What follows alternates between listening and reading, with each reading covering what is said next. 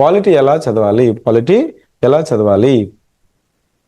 So ఇక్కడ locus and focus approach. ఈ locus focus approach ఏంటంటే, లోకస్ అంటే సిలబస్. ఫోకస్ అంటే నీకు పాత ప్రశ్నలు పీవైక్యూస్. సిలబస్ నుంచి పీవైక్యూస్ చదవడం అనేది మీ యొక్క గ్రాడ్యుయేషన్లో చేసిన మీరు పని. అంటే ఇంజనీరింగ్ కావచ్చు, పీజీ కావచ్చు, డిగ్రీ కావచ్చు. అంటే అక్కడ టైం ఉంటుంది. నువ్వు జస్ట్ ఒక 1 వీక్ చదివినావు అంటే నీకే 80% వచ్చేస్తుంది. నువ్వే టాపర్ అయ్యొచ్చు పొరపాటును కూడా. అంటే అక్కడ నువ్వు క్లాస్కి వెళ్ళి సార్ చెప్పింది రాసుకొని దానే రివిజన్ చేసుకొని కొంత పీవైక్యూస్ చూసుండకపోవచ్చు. 99% ఆ పాత ప్రశ్నలు అనేది ఇంజనీరింగ్లో కావచ్చు, లేకపోతే డిగ్రీలో కావచ్చు, పీజీలో కానీ మనం చూస్తున్నాం. ఈ మెథడ్లో నీకు టైం అనేది ఉంటుంది కాబట్టి ఈ మెథడ్ సరిపోతుంది. నేనేం చెప్తున్నానంటే రివర్స్ మెథడ్. పీవైక్యూస్ చూడాలి, దాన్ని బట్టి సిలబస్ని లింక్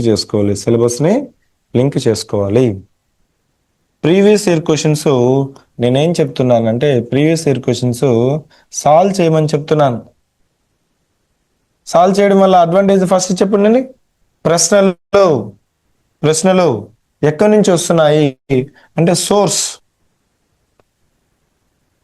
మూలం ఎక్కడ. నెక్స్ట్ ఇంకేం చేయొచ్చండి పాత ప్రశ్న సాల్వ్ చేయడం వల్ల? సోర్స్ తెలుసు. ఫార్మేట్ ఏంటి?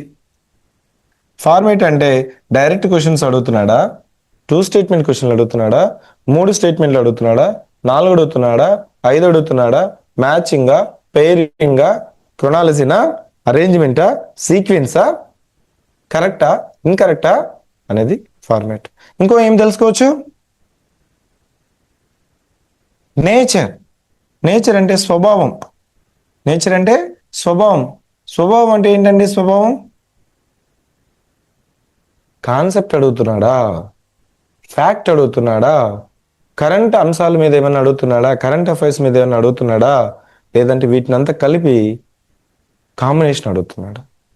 ఫ్యాక్ట్ మీద ఎక్కువ అడిగినాడు అనుకోండి, అప్పుడు నీకు పేపర్ డిఫికల్ట్ సార్ అంటాడు. కొద్దిగా అనలిటికల్గా అడిగాడు అనుకో కాన్సెప్టులు, ఈ గ్రూప్ 1 యూపీఎస్సీ వాడు వచ్చి పేపర్ ఈజీగా ఉంటాడు, నీకేం ఇబ్బంది అనిపిస్తుంది. కరెంట్ అఫైర్స్ అడిగినాడు అనుకో, నువ్వు కరెంట్ అఫైర్స్ చదవలేదు అనుకోండి, కట్ ఆఫ్ అనేది తగ్గిపోతుంది. సో ఇది ఫార్మేట్, అదేవిధంగా నేచర్.